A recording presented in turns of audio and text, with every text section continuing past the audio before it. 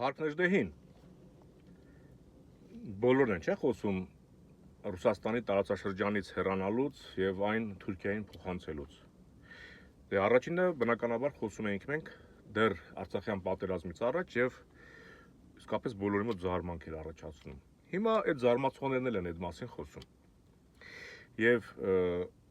քանի որ Ռուսաստանը ծրագրել է իսկապես Հայաստանին հանձնել Թուրքիային, Նիկոլն շատ լավ այդ ծրագրի իրագործողն է եւ Կրեմլի թույլտվությամբ ինքը լայն քայլերով ցատկելով մեր իրավունքների, մեր արժեքների եւ մեր վշտի վրայով կամ նույնիսկ տրորելով գնում է դեպի Թուրքիա։ Իհարկե Ռուսաստանի թույլտվությամբ, ոչ ցանկությամբ։ Ստիպված է Ռուսաստանը դրան գնում։ Հիմա, բայց ռուսական մի այլ թեւ, որ նախկիններ են կոչվում, նրանք չեն ցանկանում Թուրքիա գնալ։ Նրանք ամեն կերպ ուզում են կարճած մնալ Ռուսաստանից, բայց դե Ռուսաստանն էլ գնում է։ Եվ ինչ փոփոխություններ ենք մենք տեսնում։ Օրինակ, Թուրքիայում սկսվել են, տեսնում եք, ինչպիսի մեծ շարժում է սկսվել Էրդողանի դեմ։ Եվ ցանկանում են Էրդողանին գահանկեց անել, մոտ 20-22 թե 25 տարի Էրդողանն այնտեղ է, արդեն նայել է Պուտինի չափ, Թուրքիայում իշխում է եւ ինքն էլ Պուտինի պես շատ հզորացել է իր երկրի ներսում։ Ինչպես Պուտինն է Ռուսաստանում շատ հզոր, այսինքն ավելի հզոր քան Ռուսաստանը, այս երկու ղեկավարներն էլ իրենք ավելի հզոր դուրս եկան, քան իրենց երկրները, քան իրենց պետությունները, որովհետեւ պետական ռեսուրսը ամեն պետական ռեսուրսի ամեն ճյուղ վերահսկվում եւ սեփականացվել է կարելի ասել իրաց կողմից։ Եվ տեսեք Ռուսաստանին ծնկի են բերել, բայց Պուտինը դեռ կռիվ է տալիս։ Եվ որպեսզի Էրդողանին էլ ծնկի բերեն, շատ հնարավոր է որ տևական կռիվ լինի եւ Թուրքիան էլ հյուծվի Ռուսաստանի պես, բայց նա ավելի շուտ կտրոհվի, քան Ռուսաստանին է սպասում այդ տրոհումը։ Հիմա այստեղ արդեն Ռուսաստանը ընկնում է երկմտանքի մեջ։ Լավ, եթե ինքը դուրս է գալիս տարածաշրջանից, Թուրքիան էլ այդ վիճակին է, ով ի վիճակի չի լինելու տարածաշրջանը նայելու կամ վերցնելու։ Բայց ինչ պետք է լինի։ Այսինքն այստեղ ստացվում է, որ Նիկոլը մնալու է երկկողմանի ծնողազուրկ։ Ոչ Ռուսաստան, ոչ Թուրքիա։ Եվ ինչ են անում ռուսները։ Նախկիներ կոչվածը օրինակ բերեմ, հենց Դաշնակցությունը այս վերջերս նոր բյուրո ընտրեց, կարծեմ մարմին ընտրեց ղեկավար, եւ առաջ հանդիպումը կարծեմ Ռուսաստանի դեսպանի հետ էր, տարածաշրջանը նայողի, դեռ հենց ինքն է նայում։ Հայաստանում էլ եթե ղեկավար էր, ով նստել վարչապետ նախագահ, առաջ թռիչքը Կրեմլ էր լինում, այստեղ էլ դե չէին գնալու Պուտինի մոտ։ Կոպերկին այստեղ է, գնացին, զեկուցեցին, ում են ընտրել, ում են նշանակել, ինչ են արել, ոնց են արել, ինչ պետք է անեն։ Եվ շատ հնարավոր է ստանալ հանձնարարություն այնտեղից, որ գիտեք, մենք չենք կարողանում տարածաշրջանը հանձնել Թուրքիային,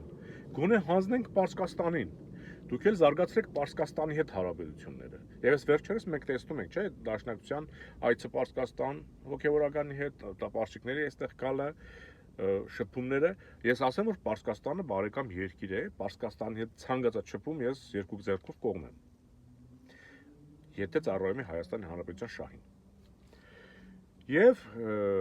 հիմա ռուսները փորձում են նախկիններ կոչված թևի հետ գոնե, եթե Թուրքիա չստացվի, գոնե Հայաստան թողնել Պարսկաստանին։ Բայց այստեղ էլ մի ուրիշ խնդիր է առաջացել։ Պարսկաստանում էլ այնպիսի վիճակ է, որ հնարավոր հեղափոխություն լինի եւ իսլամական պետությունը նորից փոխվի նախկին շահի ժամանակները գան, որը ոչ թե Ռուսաստանի դաշնակիցներ, այլ Ամերիկայի Միացյալ Նահանգների։ Այսօրվա Իրանը ավելի հակված է դեպի Ռուսաստան, բայց 46-47 տարի առաջվա Պարսկաստանը դա Ամերիկայի Միացյալ Նահանգների դաշնակիցն էր։ Եվ հնարավոր է, որ նախկինների մերձեցումը, ասենք, այդ կարգի կամ փորձ ներգրավել այդ պարսկական, չգիտեմ, ամեն ինչի մեջ, կարող է նաև դա ձախողվի, որովհետև նրանք էլ այդ դեպքում իսլամական Իրանի կործանման եւ Ռուսաստանի կործանման դեպքում նորից կմնան երկկողմանի ծնողազուրկ։ Երկկողմանի ծնողազուրկ է մնում նաև Ադրբեջանը այս թիմի հետ։ Եվ Արևմուտքը մի հետաքրքիր իմ պատկերացմամբ հետաքրքիր քայլ է անում եւ այն գերիներին, պատաններին, որոնք Պուտինի կամքով հայտնվել են Ալիևի մոտ,